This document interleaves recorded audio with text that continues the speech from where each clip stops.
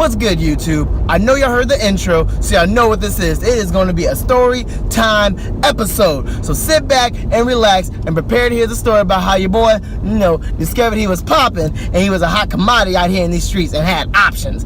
So prepare for this episode.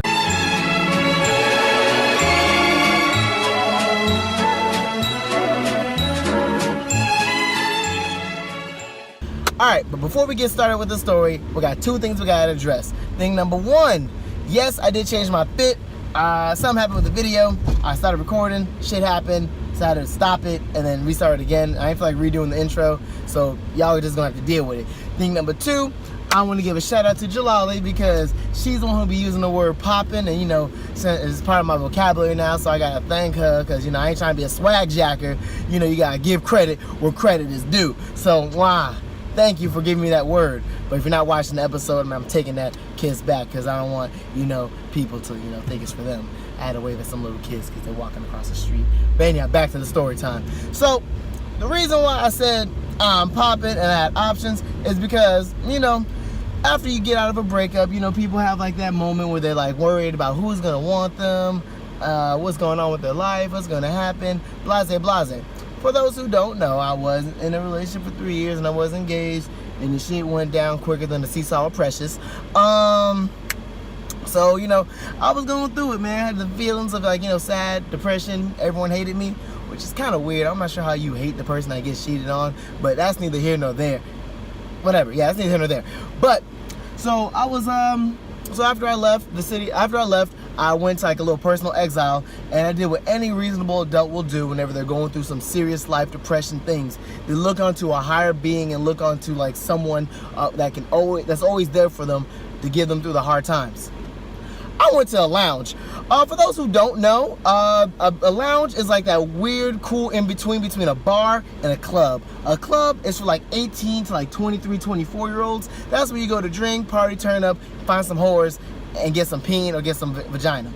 A bar, that's for people probably like in their late 30s to 40s and older. That's where you go when you got like a mortgage, a bad job, a shitty relationship. You got kids that always be talking and shit. It's very depressing.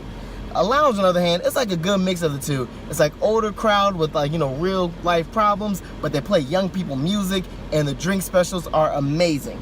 So I was at this lounge, and I forgot the name of the lounge. It was just a run-of-the-mill lounge. I was wearing a baby blue shirt, and I was wearing a baby blue shirt and pink shorts and my loafers. That's usually my go-to fit for, whenever I'm just lounging around. I ain't trying to make a statement. I'm just trying to, look good for these hoes. So I was at this lounge. I was just drinking my problems away and just sitting there sad and shit and whatnot. As I was doing that, this guy just came up to me and he was like, "Hey man, is anyone sitting next to you?" I was like, "Nah man, I'm just sitting here. You can chill, man, I'm good." So he sits down and then he's randomly starts talking to me. "Hey, how you doing? I've never seen you before. Blase, blase, what brings you here? Yada, yada, yada." All that good shit. It had been like around 3 or 4 o'clock. It was probably closer to 4 when I got there. This nigga talked to me for about like an hour about my whole life. So I'm telling my whole life story, everything that's going on with me, all that shit. And nigga's like, "Oh man, I'm sorry to hear, da da da." Okay, backstory. I was drinking already, of course. I had myself like maybe 2 Blue Long Islands, maybe 3. No, not 3. Okay, I had 2 Blue Long Islands and I had 2 Sex on the Beaches because it was happy hour. So like I'm drinking, telling this guy my life story. I don't know, it just seemed like a normal, cool guy. If you guys ever seen the show White Collar Crimes, he looked like that guy. I have a picture of the guy like right here. Yeah, that's what he looked like. Yeah. So he's talking to me and shit. Thought he was a cool dude. Just thought he was waiting for his friends or something. So as we are talking, he eventually slaps me on the shoulder and says, "Hey man, I'd like to buy you a drink." And then I was like, "Wait, what?" And then he had like these drinks that come out. It was like this green drink with like a green sugary rim job. I know it's not really a rim job, but damn it, let's call it that. A green sugary thing around the tip. And he's like, "Hey man, here's a drink." And I was like, what man gets another man a fruity looking drink like this? This shit looks gay as fuck. Why the fuck would I want this? I ended up drinking the drink. It was delicious. It was the best drink I've ever had. It's called an Appletini. If you haven't had them, they're delicious. Fuck out of here. So this guy was buying me drinks. He got me like 2 Appletinis, something called a Cosmopolitan. I don't know. This nigga was martini me the fuck up. And this is where I realized that I was popping. I gave you guys a glimpse of what the guy looked like. This guy put his hand on my shoulder and said, hey man, if you ever just want a friend in this new area, you can always just hit me up. My name is, and he said what his name was, and blase blase. I eventually realized that one, he's gay, and two, he was hitting on me. And I was like, God damn, what the fuck? What do I come off as gay to you, sir? What am I giving off? That was my first initial thought. But then my second thought, which was the one that really preluded the whole evening, was, damn, I could pull a white dude like this? Shit, man, your boy must be gotten something. Hey, man, if being straight don't work out for me, I know I got options. Fuck out of here. I be pulling them niggas out here in these streets. They were buying me drinks. Also during this tenure, I realized I understand women a lot more because I feel for you. Because in this moment, I felt like I know how women feel. So what happened? Of course, I politely turned the gentleman down, but he asked me for my number. I didn't want to give him my number because I thought that was too personal. So instead, I gave him a Snapchat.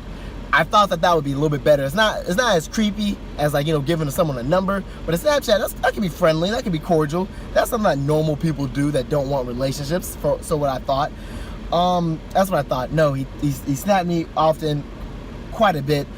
I changed his name to Twinkie because that way I knew not to answer his snaps, because eventually it went from blue messages, blue things was messages, and then it went to videos, and then last thing he sent me was a picture. I didn't look to see what the picture was, because the last video he sent me, it was kind of weird. It was him just relaxing in his house, and I was like, this is getting kind of creepy. But that was that. And ever since then, I realized, ever since my breakup, I've noticed that men have been approaching me more often. I don't know if it's the way I smell. I don't know if I just give off the I'm depressed look, but these guys are vultures, and they're just trying to pick at me like goddamn vultures. I don't know, scared. I don't know what to call it. These niggas are picking at me. They just trying to get me. What ends up happening later, completely different story, but still the same concept. After I came back to Daytona, I was hanging out in the city. I went down to Miami. I remember my outfits because I'm really starting to think maybe how I dress comes off as gay, but having a girl with me just didn't make me seem gay. I wore what was it? A blue top, oh god, men don't wear tops. I wore a blue short sleeve button-up shirt and some gray pants and my black loafers. I was in South Beach, Miami area.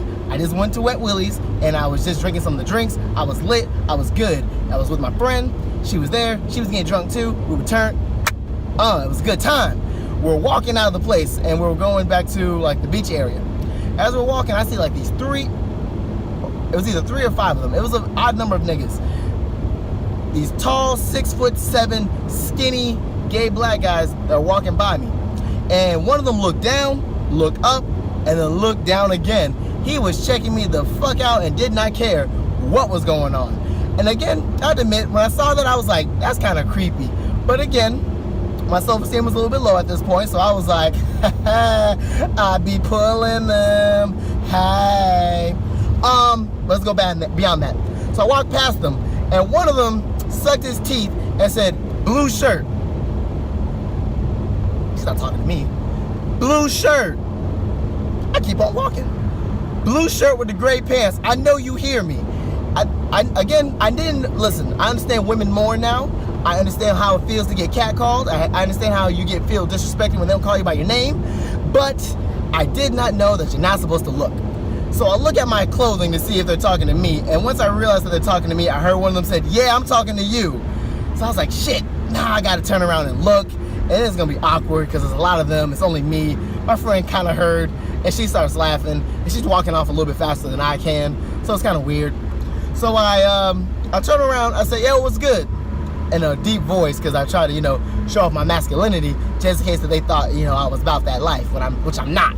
I don't know. Let's move beyond that.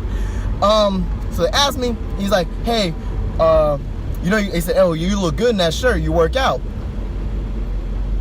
Again, not really used to this. I just accepted the compliment. I did what I know that most of my female friends do. If someone gives you a compliment, it's just rude not to accept it. So I said, oh man, thank you. Yeah, I do work out a little bit. He said, and then the guy said, oh, but you were too good to answer me before when I was calling your name. And when he said it, he kind of snapped his finger and it went like this. And once it went that way, I was like, whoop, I got to go. So I was like, oh man, you know what, bro? I ain't even hear you like that. So I turned around and I tried to give him a good skedaddle and walk away. But then I saw his hand reach out towards me. I'm little. I'm a gentleman's, 6 foot, which is by normal standards, 5'9" 3/4. These guys are way taller than me. So when he reached out his hand towards me, I got scared. I didn't know what he was gonna do. I just knew that I didn't want him to touch me. I was afraid for my life. It was life or death. My butt was in danger, I think. So he reached out, I kind of like brushed it away, and I didn't run. I just did a quick like little double pitter-patter step as I walked away. And as he said, hey, come back, I said, no, I can't hear you. I just kept on running. I didn't run, I'm lying. I walked very fast. And I met up with my friend. She laughed, and she said that those boys were going to fuck me. And I was like, I could tell. They looked at me like I was a piece of meat. So throughout this thing, I understand women a little bit more. And I understand that out here in these streets, I'm slaying. I'm slaying out here in these streets. If girls don't want me, that's cool, because they are some guys that do want me. And they look like they is rich and they can take care of me. And that's when I discovered that your boy is popping and he had options out here in these streets. If you enjoyed the story, definitely comment, like, share, subscribe to the damn channel. Write down, let me know if you have any experiences like that. Ladies, please give me some tips on how to, avoid this situation, because I thought that I didn't know what to do in both situations. I thought giving a Snapchat was like a good alternative to a number. I thought accepting a compliment was, traditional. I did not know that you're not supposed to, look at your attire as someone's yelling for you. Didn't know that. I learned that one the hard way. But definitely write down your comments. Tell me what you thought about the episode. Let me know what you think. And man, that's my story. So until next time, peace out, son.